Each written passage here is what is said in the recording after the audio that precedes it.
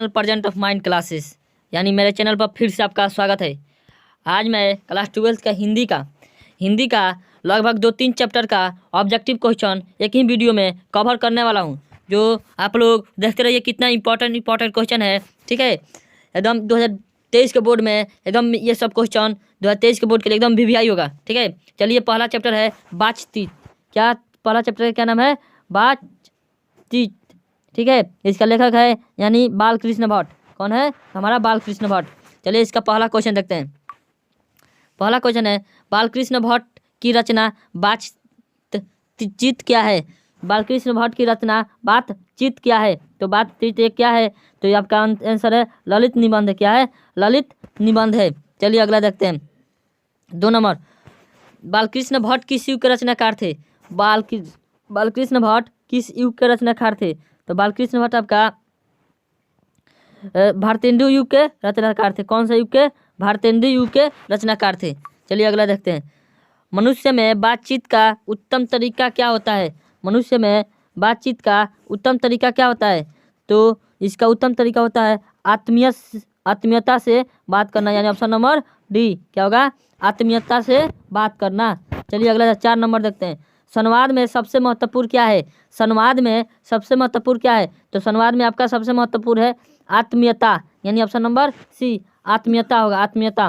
चलिए अगला देखते हैं। बालकृष्ण भट्ट का जन्म कब हुआ था? तो बालकृष्ण भट्ट का जन्म आपका 23 जून 1844 ईस्वी में हुआ था। कब हुआ था? 23 जून 1844 ईस्वी में। चलिए अगला देखते हैं। 6 नंबर, संयोक्ता स्वयंवर किसका रचना है? संयुक्ता स्वयंवर किसका रचना है? तो हमारा बालकृष्ण भट्ट जी का रचना है। किसका है? बालकृष्ण भट्ट जी की रचना है। चलिए अगला देखते हैं। 7 नंबर, कौन सी रचना बालकृष्ण भट्ट की नहीं है? तो परीक्षा के गुरु है जो रचना बालकृष्ण भट्ट की नहीं है। चलिए अगला क्वेश्चन देखते हैं। कौन सी रचना बालकृष्ण भट्ट की है? कौन सी रचना है जो बालकृष्ण भट्ट की है? तो आपका रेल का विकट खेल, ये जो ये नंबर है ना, ये क्या है? बालकृष्ण भट्ट की रचना है। ठीक है, चलिए अगला देखते हैं। यानी 9 नंबर, बालकृष्ण भट्ट ने कौन सा मासिक पत्र निकाला था? तो बालकृष्ण भट्ट ने तो आपका कौन सा मासिक पत्र निकाला था? तो हिंदी प्रदीप। कौन?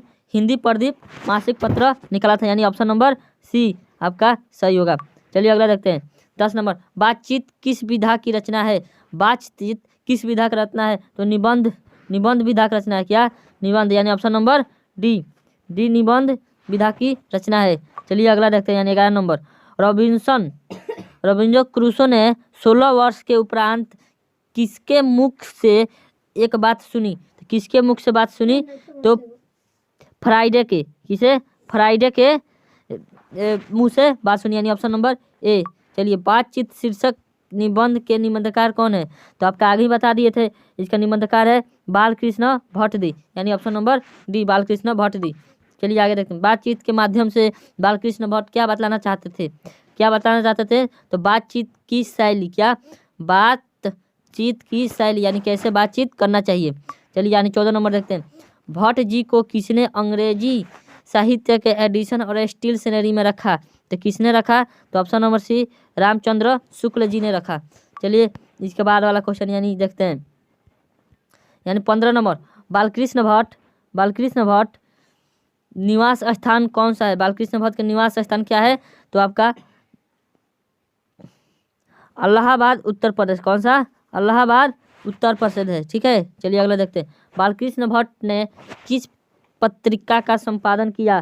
तो बालकृष्ण भट्ट आपका हिंदी प्रदीप पत्रिका का संपादन किया, आगे ही बता दिया गया है। चलिए आगे देखें। बालकृष्ण ने हिंदी प्रदीप नामक मासिक पत्रिका निकालना कब प्रारंभ किया? तो कब प्रारंभ किया? तो 1870 ईस्वी में। कब?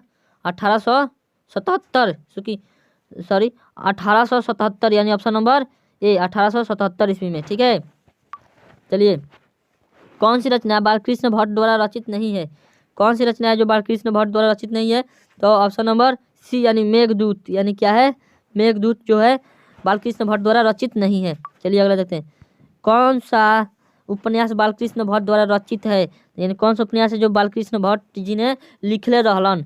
तो यानी ऑप्शन नंबर सी 100 अनाज और 1 सुजान, ये उपन्यास बालकृष्ण भट्ट जी ने लिखे थे। ठीक है, अगला देखते हैं 20 नंबर। नाटक के प्रारंभ में होने वाला मंगल पाठ को क्या कहा जाता है? मंगल पाठ को नादी पाठ कहा जाता है। क्या नादी पाठ कहा जाता है? रॉबिन्सन क्रूसो को कब तक मनुष्य का मुख देखने को नहीं मिला? तो 16 वर्ष तक। कितने वर्ष तक? तो 16 वर्ष तक। ठीक है, चलिए अगला देखते हैं, यानी 22 नंबर। बोलने से ही मनुष्य का साक्षात्कार होता है, इसने किसने बोला? तो आपको बेन जॉनसन ने बोला। कौन बोला? तो आपका बेन जॉनसन, यानी option number B Ben Johnson. चलिए अगला देखते हैं। असल बातचीत सिर्फ 2 व्यक्तियों में ही हो सकती है, यह किसका मत है? तो आपका एडिसन जी का मत है। यानी किसका है? एडिसन जी का मत है, उसी ने बोले थे। यानी 24 नंबर देखते हैं। एडिसन के अनुसार असल बातचीत कितने लोगों के बीच होता है? तो ये 2 लोगों के बीच होता है। कितने? 2 लोगों के बीच असल बातचीत होता है। चलिए अगला देखते हैं। बातचीत से मन किस प्रकार का हो जाता है? तो किस प्रकार का हो जाता है? तो हल्का और स्वच्छ। क्या होता है? हल्का और स्वच्छ हो जाता है। चलिए अगला देखते। किसके न होने के सृष्टि गूंगी प्रतीत होती है? तो वाक शक्ति को। क्या वाक शक्ति नहीं होती तो पूरा क्या होता है? पूरा सृष्टि गूंगी प्रतीत होता है। चलिए 28 नंबर क्वेश्चन देखते हैं। 27 नंबर। आर्ट ऑफ कन्वर्सेशन कहाँ के लोगों को सर्वाधिक उपयोगी होता है? यानी यूरोप के। कहाँ के? तो यूरोप के लोगों को, यानी ऑप्शन नंबर सी। चलिए अगला, यानी इस चैप्टर का लास्ट क्वेश्चन देखते हैं 28 बालकृष्ण किस काल के रचनाकार थे? तो किस काल के थे? तो आधुनिक काल के थे। किस काल के? आधुनिक काल के। चलिए इसका 2 नंबर चैप्टर देखते हैं। 2 नंबर चैप्टर जो नंबर चैप्टर है, चलिए 2 नंबर चैप्टर है। उसने कहा था, 2 नंबर चैप्टर है, उसने कहा था। इसका लेखक कौन है? तो चंद्र शर्मा गुलेरी जी। किसके है? चंद्र शर्मा गुलेरी जी। चलिए पहला क्वेश्चन देखते हैं। उसने कहा था कहानी किस शहर से चित्रण है? तो अमृतसर से। कहाँ से? तो अमृतसर से। ठीक है, चलिए अगला देखते हैं। लहना सिंह के गांव का क्या नाम है? तो लहना सिंह का गांव का नाम माझे है। क्या है? माझे। चलिए अगला देखते हैं। लहना सिंह किस पद पर थे? तो लहना सिंह आपका जमादार के पद पर थे। जमादार के पद पे। चलिए अगला देखते हैं। लहना सिंह की मृत्यु किसकी गोद में हुई? लहना सिंह की मृत्यु वजीरा सिंह के गोद में हुई। चलिए अगला देखते हैं। पलटन का विदूषक कौन था? तो पलटन का विदूषक था आपका वजीरा सिंह था। वजीरा सिंह। चलिए अगला देखते हैं। सूबेदार हजारा सिंह के लड़के का नाम क्या था? तो सूबेदार हजारा सिंह के लड़के का नाम था Bodha Singh. Option number A Bodha Singh. चलिए भारतीय सिपाहियों का किसके साथ संघर्ष हुआ? तो भारतीय सिपाहियों का जर्मनी के साथ संघर्ष हुआ। चलिए अगला देखते हैं। जर्मन लप्टन को किसने मार गिराया? तो जर्मन लप्टन को लहना सिंह ने ही मार गिराया। चलिए अगला देखते हैं। सिख राइफल्स के जमदार लहना सिंह का नंबर क्या था? तब लहना सिंह का नंबर 72वां था, यानी 72, यानी ऑप्शन नंबर ए। सरकार ने सूबेदार को जमीन कहाँ दी है? तो सरकार ने सूबेदार को लायलपुर में जमीन दी है। कहाँ? तो लायलपुर में। चलिए गुलेरी जी का जन्म हुआ था। गुलेरी जी का जन्म कहाँ हुआ था? तो गुजरात में हुआ था। नहीं सॉरी, गुलेरी जी का जन्म जयपुर राजस्थान में हुआ था। कहाँ? जयपुर राजस्थान में। चलिए अगला। सुखमय जीवन किसकी रचना है? तो सुखमय जीवन आपका चंद्र शर्मा गुलेरी जी का है। चलिए अगला देखते हैं। उसने कहा था कहानी कब प्रकाशित हुई? उसने कहा था कहानी 1915 ईस्वी में प्रकाशित हुई। कब? तो 1915 ईस्वी में प्रकाशित हुई। चलिए अगला देखते हैं। कछुआ धर्म किसकी रचना, किसकी कृति है? कछुआ धर्म आपका चंद्र शर्मा गुलेरी जी का है। किसका है? चंद्र शर्मा गुलेरी जी का है। चलिए अगला देखते हैं। पुरानी हिंदी रचना किसका है? तो पुरानी हिंदी रचना भी गुलेरी जी के ही है, यानी चंद्र शर्मा गुलेरी जी। चलिए कौन सा निबंध गुलेरी जी का रचित नहीं है? कौन सा निबंध गुलेरी जी का रचित नहीं है? तो मजदूरी और प्रेम। क्या है? मजदूरी और प्रेम। ठीक है, चलिए अगला देखते हैं। कुरमाई का क्या अर्थ है? कुरमाई का अर्थ क्या होता है? तो कुरमाई का अर्थ होता है मंगनी। मंगनी क्या होता है? मंगनी। चलिए अगला देखते हैं। बोधा सिंह कौन था? तो बोधा सिंह सूबेदार हजारा सिंह का बेटा था। क्या था? सूबेदार हजारा सिंह का बेटा। चलिए इसके बाद वाला क्वेश्चन देखते हैं। 19 नंबर देखिए। 19 नंबर। चंद्र शर्मा गुलेरी जी की कहानी कौन सी है? तो इनका कहानी है उसने कहा था। क्या है? उसने कहा था। चलिए अगला देखते हैं। कौन सी कहानी चंद्र शर्मा गुलेरी जी लिखी हुई है? तो कफन। कफन एक कहानी है जो चंद्र शर्मा गुलेरी जी ने लिखी थी। चलिए, गुलेरी जी के किस गांव के मूल निवासी थे? तो गुलेरी जी गुलेर नामक गांव के मुख्य निवासी थे। उसने कहा था कहानी के कहानीकार कौन है? यानी चंद्र शर्मा गुलेरी जी। ठीक है, चलिए आगे चंद्र शर्मा गुलेरी जी किस युग के कहानीकार थे? तो चंद्र शर्मा गुलेरी जी द्विवेदी युग के कहानीकार थे। कौन सा युग के? द्विवेदी युग के। चलिए अगला देखते हैं। उसने कहा था कहानी कितने भागों में विभक्त किया गया है? तो उसने कहा था कहानी आपको 5 भागों में विभक्त किया गया है। कितना? तो 5 भागों में विभक्त किया गया है। चलिए, चंद्र शर्मा गुलेरी जी का जन्म कब हुआ था? चंद्र शर्मा गुलेरी जी का जन्म 7 जुलाई 1883 ईस्वी में हुआ था। नहीं, चूंकि 7 जुलाई 1885, सॉरी 7 जुलाई 1885 ईस्वी में हुआ था। कब? 7 जुलाई 1885 ईस्वी। ठीक है। लहना सिंह किस कहानी के पात्र थे? तो लहना सिंह आपका उसने कहा था उसी के पात्र थे। चलिए, उसने कहा था किस प्रकार की कहानी है? तो उसने कहा था कहानी कर्म प्रधान है। चलिए अगला देखते हैं। पुरानी हिंदी किसकी रचना है? पुरानी हिंदी आपका चंद्र शर्मा गुलेरी जी का है। किसका है? चंद्र शर्मा गुलेरी जी का है। चलिए, कीरत सिंह कौन था? तो कीरत सिंह आपका लहना सिंह का भतीजा था। क्या था? तो लहना सिंह का भतीजा, लहना सिंह का भतीजा था। चलिए आगे देखते हैं। बचपन में लहना सिंह लड़की के बार बार कौन सा प्रश्न करता था? तो कौन सा प्रश्न करता था? तेरी कुरमाई हो गई। क्या? तेरी कुरमाई हो गई।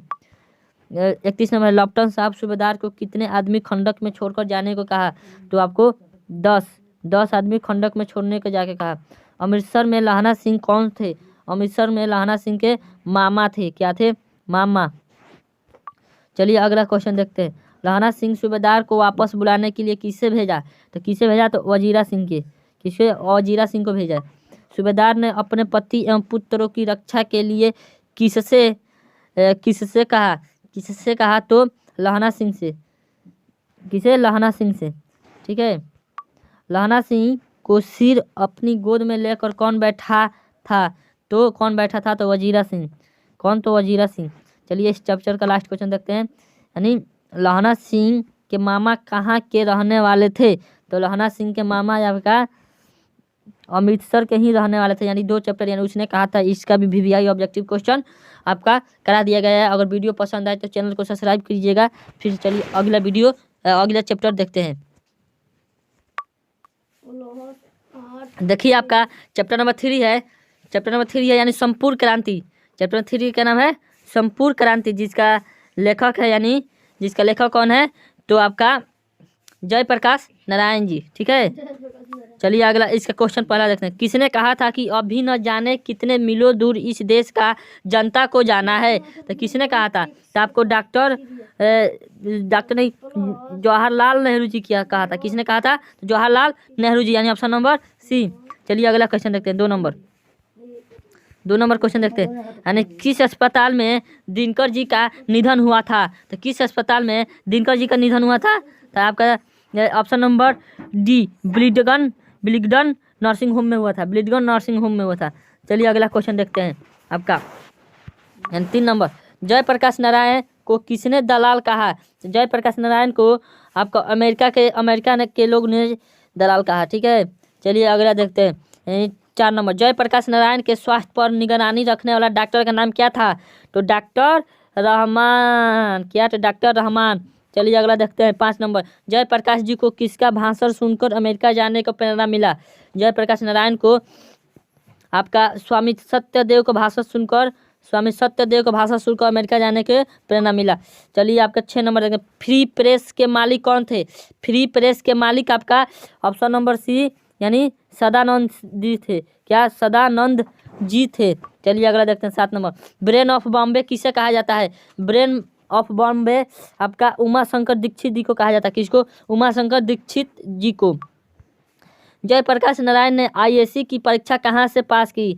जयप्रकाश नारायण ने IAC की परीक्षा बिहार विद्यापीठ से की। कहाँ से की? तो बिहार विद्यापीठ, यानी ऑप्शन नंबर डी से बिहार विद्यापीठ से। लेनिन की मृत्यु कब हुई थी?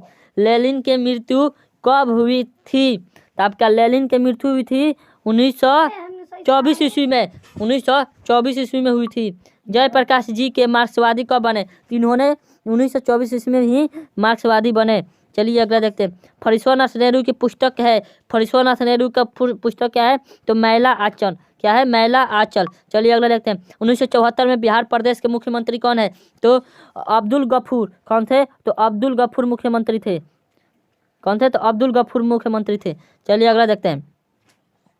किसने लोकनायक के नाम से जाना जाता है? तो किसने लोकनायक के नाम से जानता है? जयप्रकाश नारायण जी ने लोकनायक के नाम से जाना जाता है। चलिए अगला देखते हैं। जयप्रकाश नारायण का जन्म कब हुआ था? जयप्रकाश नारायण का जन्म 11 अक्टूबर 1902 ईस्वी में हुआ था। कब? नहीं सॉरी, 11 अक्टूबर 1902, हाँ 2 ही को हुआ था। 11 अक्टूबर 1902 ईस्वी में हुआ था। चलिए आगे देखते हैं। जयप्रकाश नारायण की पत्नी का नाम क्या है? जयप्रकाश नारायण की पत्नी का नाम है प्रभावती देवी। प्रभावती देवी, ठीक है। रिस्ट्रिक्शन ऑफ इंडिया पॉलिटी किसका रचना है? तो जयप्रकाश नारायण जी की रचना है। चलिए अगला देखते हैं। प्रजा सोशलिस्ट पार्टी का गठन कब हुआ? तो 1952 ईस्वी में हुआ। 1952 ईस्वी में हुआ। चलिए अगला देखते हैं, यानी 18 नंबर। जयप्रकाश नारायण को भारत रत्न उपाधि कब मिला? तो जयप्रकाश नारायण को भारत रत्न उपाधि 1998 ईस्वी में मिला। उर्वशी किसकी रचना है? तो उर्वशी आपको रामधारी सिंह दिनकर जी की रचना है। किसका है? रामधारी सिंह दिनकर जी के। चलिए अगला क्वेश्चन देखते हैं, यानी 20 नंबर है। माटी की मूर्ति रचना किसकी है? तो ये रचना किसकी है? तो आपका ऑप्शन नंबर बी, यानी गजानन माधव मुक्ति बोध की है। ठीक है। चलिए अगला देखते हैं। दिनकर जी किस लिए प्रसिद्ध थे? दिनकर जी आपका साहित्यक रचना के लिए प्रसिद्ध थे। ऑप्शन नंबर ए। चलिए अगले। जयप्रकाश नारायण को भारत की जनता किस नाम से याद करती थी? तो लोकनायक। किस नाम से? तो लोकनायक के नाम से। चलिए अगला देखते। जयप्रकाश नारायण ने संपूर्ण क्रांति वाला ऐतिहासिक भाषण कहाँ और कब दिया? तो आपका पटना में 5 जून 1974 को दिया। कब दिया? तो 5 जून 1974 को दिया, यानी ऑप्शन नंबर डी।